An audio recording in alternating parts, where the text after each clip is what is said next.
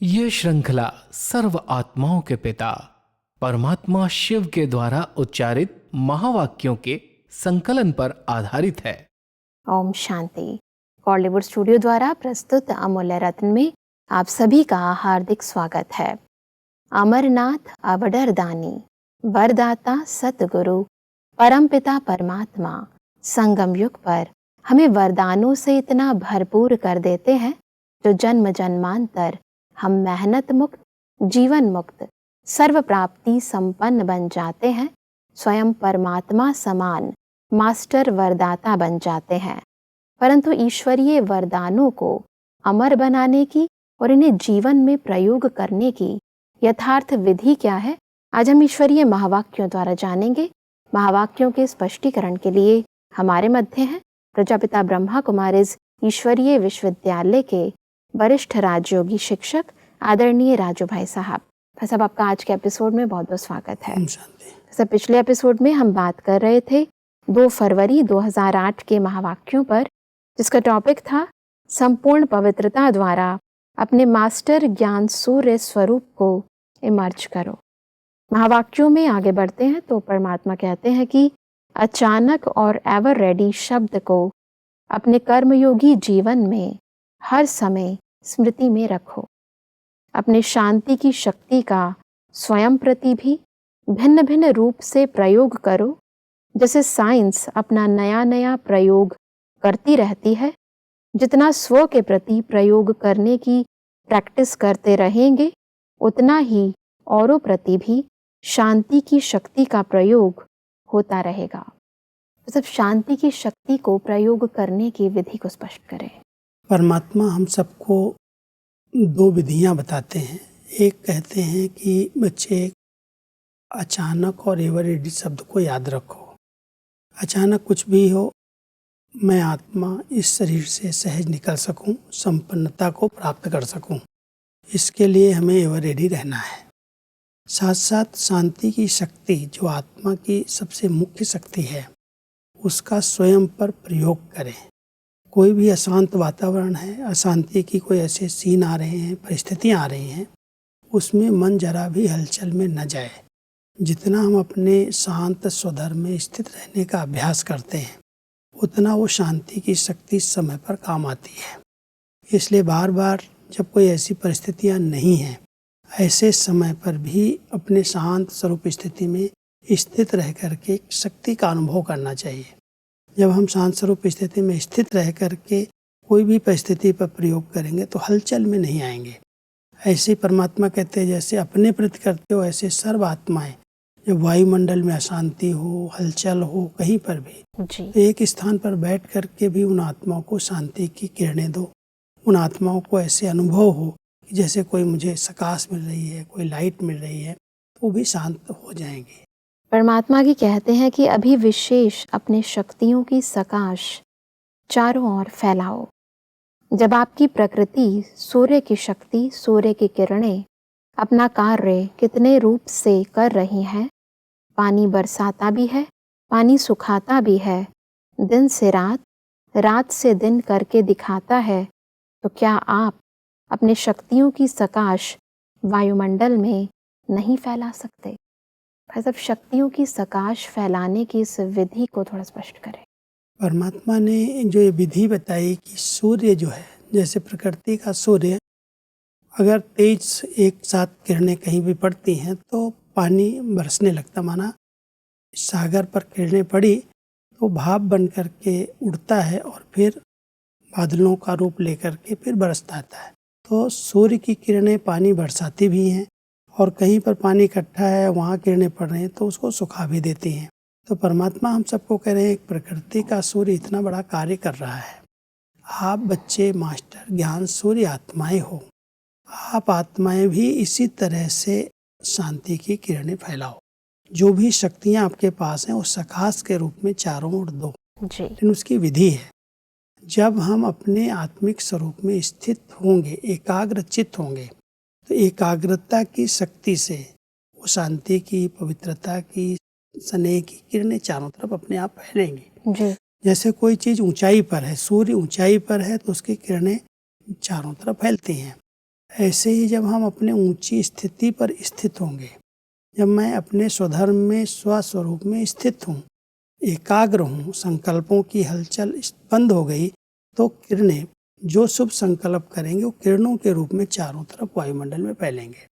इसलिए परमात्मा कहते हैं आप अपने शांत स्वरूप स्थिति में स्थित होकर के, पवित्र स्वरूप स्थिति में स्थित होकर के, मैं इस प्रकार की आत्मा हूँ, मैं शांत स्वरूप आत्मा हूँ, मैं पवित्र स्वरूप आत्मा हूँ, मैं सर्वशक्ति संपन्न आत्मा हूँ। जब इस स्वरूप में हम स्थित होते हैं तो वही किरणें चारों तरफ से जैसे प्रकाश के रूप में, लाइट के रूप में फैलने लगती हैं।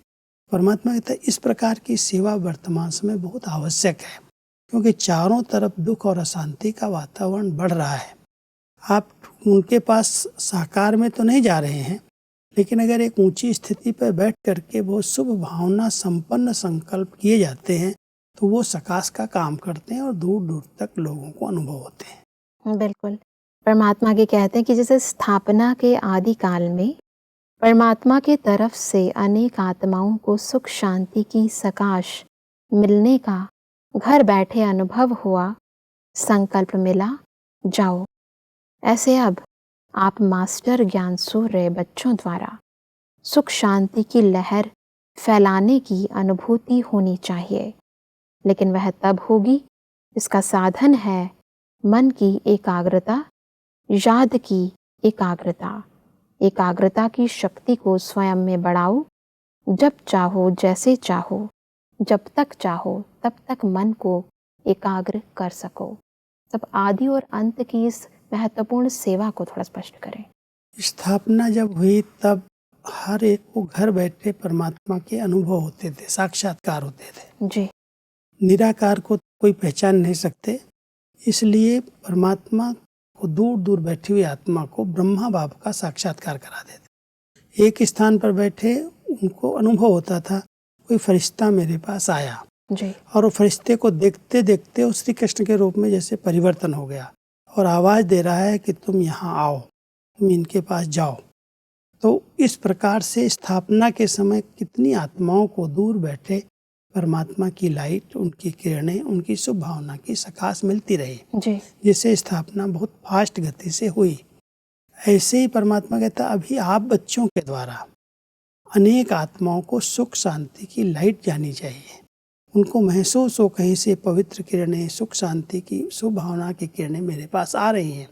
इससे बहुत फास्ट गति की सेवा होगी। जी, अनेक आत्माएं जो दुखी हैं, अशांत हैं, वो आपकी उन किरणों को महसूस करेंगी और खिंच करके आ जाएंगी। वो ज्ञान सुनना चाहेंगी, आपके समीप आएंगी। ये एक बहुत सूक्ष्म सेवा है और इसी से ही अंतिम समय में प्रत्यक्षता होगी, क्योंकि जब तक ये सेवा शुरू नहीं हुई है।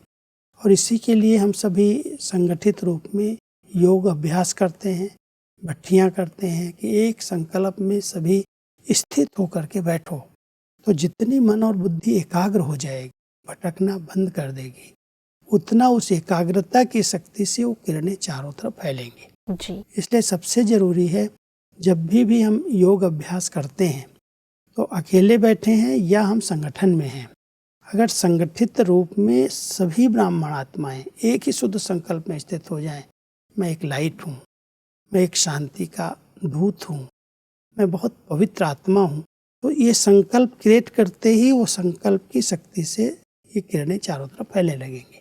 जी। इस प्रकार की सेवा वर्तमान समय आवश्यक है। परमात्मा के कहते हैं कि अभी समय कम है और सेवा के महत्व वाली आत्माएं अभी निमित्त बनानी पड़ेंगी, जिसकी आवाज़ की वैल्यू हो, मर्तबा भले नहीं हो, लेकिन उनकी प्रैक्टिकल लाइफ और प्रैक्टिकल अनुभव की अथॉरिटी हो, उनके बोल में अनुभव की अथॉरिटी हो। समझा कैसा माइक चाहिए? मतलब माइक क्वालिटी आत्माओं की विशेषताओं को थोड़ा स्पष्ट करें। परमात्मा हम सबको सेवा की भिन्न भिन्न विधियां और युक्तियां बताते हैं, जी, क्योंकि कईयों की आवाज़ में बहुत बोलने में शक्ति होती है, लोग उनकी बातों को सुनना चाहते हैं, समझना चाहते हैं, भले उसके पास कोई ऐसा पद या पोजीशन नहीं भी हो, लेकिन अनुभव है। अनुभव एक बहुत बड़ी शक्ति, अथॉरिटी है। तो ऐसी अनुभवी आत्माएं एक बार अगर अनुभव कर लेती हैं, सत्यता का अनुभव उन्हें हो जाता है, पवित्रता का अनुभव हो जाता है, तो वो जब अपनी आवाज़ से किसी को कोई बात कहते हैं तो वो आवाज़ सभी सुनने के लिए लालायित रहते हैं कि ये क्या कहते हैं। जी। भले कोई उनका पद पोस्ट नहीं है, लेकिन कई आत्माओं की लोग बात सुनते हैं, मानते हैं, सुनना चाहते हैं। तो परमात्मा कहते हैं ऐसे माइक क्वालिटी की आत्मा, ये माइक है जो आपकी आवाज़, बाप की आवाज़ दुनिया में पहुंचा सकते हैं, फैला सकते हैं, जी। और उनकी आवाज़ सब सुनते और मानते हैं। इसलिए ऐसे जो व्यक्ति अनुभवी हैं, अपने अपने क्षेत्र में कई विशेष आत्माएं ऐसी हैं जो एक खड़ा हो जाता है और एक बात कहता है तो सारी सभा, सारा गांव, सारे लोग मानने लगते हैं कि ये व्यक्ति बहुत अच्छी बात कहता है। ऐसी आत्माओं को तैयार करके उनके द्वारा परमात्मा का ये कार्य जो भी सेवा का रहा हुआ है, उस माइक के द्वारा हम आवाज़ फैलाने की सेवा कर सकते हैं। इसी तरह परमात्मा कहते हैं कि वारिस को तो जानते ही हो, जिसके हर श्वास में, हर कदम में बाप और कर्तव्य, और साथ साथ मन वचन कर्म, तन मन धन, सब में बाबा और यज्ञ समाया हुआ हो, बेहद की सेवा समाई हुई हो, सकाश देने की समर्थी हो। वारिस क्वालिटी आत्माओं की भी इस विशेषता को स्पष्ट करें। कई ऐसे बाबा के बच्चे गुप्त हैं जिनका यज्ञ के प्रति, बाबा के प्रति बहुत फेथ है, विश्वास है, और तन मन धन सब कुछ सेवा में लगाना चाहते हैं, जी। सफल करते हैं, कभी भी दिखावा नहीं करते, बहुत गुप्त रीति से बेहद में सेवा देते हैं। हदें नहीं है, एक स्थान पर नहीं, उनको ये लक्ष्य रहता है कहाँ पर किस चीज़ की कमी है, किस चीज़ की यहाँ आवश्यकता है। तो तन मन धन और अपनी श्रेष्ठ मनसा, जिसे सकाश दे सके, मदद कर सके, शुभ भावनाएं रख सके, ऐसी आत्माएं वारिस क्वालिटी की, जो परमात्मा के वारिस बनकर, जिससे मालिक होता है घर का बच्चा, तो उसको ये ध्यान रहता है अगर घर में किस चीज़ की कमी है, किस चीज़ की ज़रूरत है, और वो उसी समय वही करता है जो आवश्यक है। जी। तो अगर वारिस क्वालिटी है तो इस प्रकार की सेवा में सहयोगी बन जाता है। परमात्मा आगे कहते हैं कि पहले जन्म में कौन आएंगे? सभी आएंगे। पहले जन्म की विधि का पता है ना? विधि का पता है। जो पहला नंबर 4 ही सब्जेक्ट में होंगे, एक सब्जेक्ट भी कम नहीं। सब सब्जेक्ट में पहला नंबर, वह पहले जन्म में साथी बनेंगे। कोई भी देखो, स्थूल पढ़ाई में भी अगर एक सब्जेक्ट में भी फेल होते हैं, कम मार्क्स लेते हैं, तो वह नंबर 1 तो नहीं आते हैं ना। तो 1 जन्म में आना अर्थात 1 नंबर में आना। बस अब नंबर 1 आने की इस विधि को थोड़ा स्पष्ट करें। परमात्मा नंबर 1 और नंबर 1 जन्म, जो श्री कृष्ण की आत्मा नंबर 1 और नंबर 1 जन्म में आती है, जी। उसके साथ पार्ट बजाने के लिए, उसके साथ जन्म लेने के लिए संगम युग की पढ़ाई में जो चारों सब्जेक्ट हैं, ज्ञान, योग, धारणा और सेवा, इन चारों सब्जेक्ट में जो नंबर 1 आते हैं, इतना अटेंशन देते हैं कि हमें इन चारों सब्जेक्ट में फुल पास होना है। तो जो आत्माएं इस समय फुल पास होती हैं, चारों सब्जेक्ट में नंबर 1 लेती हैं, वही सतयुग के प्रारंभ में जो नंबर 1 आत्मा नया जन्म लेती आकर के उसके साथ जन्म लेके पार्ट बजाती है। जी। तो परमात्मा कह रहे हैं जैसे स्कूल की पढ़ाई में भी अगर कोई सब्जेक्ट एक सब्जेक्ट में फेल हो जाता है तो उसको नंबर 1 नहीं कहा जाता, वो पीछे एक नंबर में आएगा।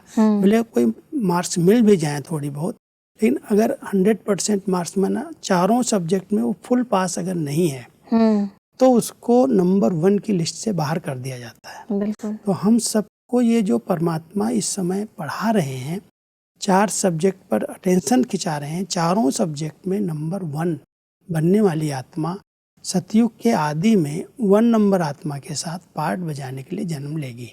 तो ये बहुत कर्मों की गहन गति है जो परमात्मा इस समय पढ़ा करके हम सबको बना रहे हैं। आगे बढ़ते हैं तो परमात्मा कहते हैं कि परमात्मा के वरदानों को अमर बनाने के लिए सहज विधि यह अपनाओ कि अमृत वेले और साथ में कर्मयोगी बनने के समय भी बार बार वरदान को रिवाइज करो कि उस स्वरूप में स्थित हैं या नहीं है, तो अपने को वरदान के स्वरूप में स्थित करो। परमात्मा के वरदानों को अमर बनाने की इस विधि को स्पष्ट करें। हम कई बार परमात्मा के वरदान सुन लेते हैं, अपनी डायरी में नोट भी कर लेते हैं कि आज का वरदान ये है, लेकिन उसको स्वरूप में लाने के लिए उसको अमृत वेले हम रिवाइज करें और फिर बीच बीच में कर्म करते भी उसको रिवाइज करें, स्मृति में तो लाएं। जी।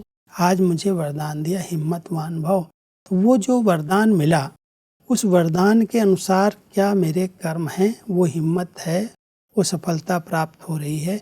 उस वरदान को प्राप्त करने की ये विधि परमात्मा ने सुनाई है, उस विधि प्रमाण मैं चल रहा हूँ, कर्म कर रहा हूँ। तो जब हम उस वरदान को बार बार स्मृति में रखते हैं, रिवाइज करते हैं और उस कर्म में ध्यान देते हैं, तो वो वरदान हमारे स्वरूप में आ जाता है।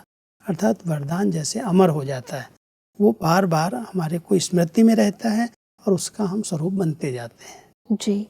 परमात्मा कहते हैं कि अनुभव करो उस वरदान का, रूहानी नशे का अनुभव करो तो वह वरदान आपका अमर वरदान हो जाएगा। क्योंकि वरदान के पात्र आप विशेष आत्माएं हो। भक्तों को भी वरदान मिलता है, लेकिन वह अल्पकाल का, एक जन्म के लिए है। आपका संगम का वरदान जन्म जन्मांतर साथ रहता है। इसलिए वरदान को स्वरूप में लाते रहेंगे तो वरदान की सफलता का अनुभव करते रहेंगे। मतलब वरदानों से सफलता का अनुभव करने की इस विधि को थोड़ा स्पष्ट करें। परमात्मा हम सबको बता रहे हैं कि भक्तों को भी भगवान से वरदान मिलते हैं, लेकिन वो अल्पकाल के लिए रह जाते हैं। उसी समय उसी जन्म में मिला और उसी में ख़त्म हो गया। ये वरदान आपके लिए अमर हो जाएं, अनेक जन्म साथ रहें, उसके लिए इस वरदानों को कार्य में लगाओ, उसका स्वरूप बनो। जी। और जब आपके स्वरूप में वो बात आ जाएगी तो अमर हो जाएगी। केवल इस जन्म में नहीं, क्योंकि इस जन्म के पुरुषार्थ की प्रारब्ध अनेक जन्मों तक मिलती है। इसलिए ये जो संगम पर परमात्मा से वरदान मिल रहे हैं, उनको हम इतना अपने मनन में, चिंतन में, अपने स्वरूप में ले आएं, उस स्मृति में रहें। उस वरदानों के फलस्वरूप वो सफलता जब इस समय प्राप्त होगी तो वही सफलता का वरदान अनेक जन्मों तक साथ रहेगा, ये अविनाशी बन जाएगा। तो इस समय के पुरुषार्थ से ही अविनाशी ये बन सकता है, लेकिन उसको बनाने की विधि है हम उसको बार बार रिवाइज करें। जब कोई कर्म करते हैं तो कर्म के समय स्मृति स्वरूप बन करके कर्म करें। आज परमात्मा ने मुझे ये वरदान दिया है और उस वरदान की विधि बताई है, उस विधि पूर्वक हम कर्म करें, ये वरदान हमारे स्वरूप में, अविनाशी स्वरूप में आ जाएगा। परमात्मा कहते हैं कि सिर्फ बुद्धि में नहीं, स्वरूप में लाओ, उस नशे में रहो, फलक में रहो। फलक रहे मैं वरदाता की वरदानी हूँ। डायरेक्ट वरदाता ने वरदान दिया है। वरदान को अमर बनाओ, कभी कभी वाला नहीं। वरदानों को अमर बनाने से क्या तात्पर्य है? वरदानों को अमर बनाना माना कि सदा काल वो स्मृति रहे। ऐसे नहीं आज है कल भूल जाएं। जी। कभी कभी कहीं स्मृति नहीं है। जो परमात्मा ने हमें दिया है, डायरेक्ट उनके द्वारा हमें वरदान मिला है। वरदान कोई एक दो दिन के लिए नहीं होता, वो तो जीवन परिवर्तन कर देता है। बिल्कुल। तो अमर तब कहेंगे जब हमारे जीवन में उतर आए, माना पूरे जीवन में जब तक हम ब्राह्मण जन्म में हैं तब तक वो वरदान हमारे स्वरूप से दिखाई दे। एक दिन का, दो दिन का तो नहीं है। इसलिए परमात्मा कहता है इसको अपने स्वरूप में लाओ, केवल इसका चिंतन करके वर्णन नहीं करो, इसका स्वरूप बन जाओ। तो इस जीवन में जब सदा काल रहेगा तो अमर हो जाएगा और अनेक जन्म उसकी प्रारब्ध आपको जैसे प्राप्त होती रहेगी। आगे बढ़ते हैं तो परमात्मा कहते हैं कि अभी वर्तमान समय के हिसाब से मन बुद्धि को एकाग्र करने का अभ्यास जो कार्य कर रहे हो उसी कार्य में एकाग्र करो। कंट्रोलिंग पावर को ज्यादा बढ़ाओ। मन बुद्धि संस्कार तीनों के ऊपर कंट्रोलिंग पावर, यह अभ्यास आने वाले समय में बहुत सहयोग देगा। वायुमंडल के अनुसार 1 सेकंड में कंट्रोल करना पड़ेगा। जो चाहे वही हो, तो यह अभ्यास बहुत आवश्यक है। इसको हल्का नहीं करना, क्योंकि समय पर यही अंत सुहानी करेगा।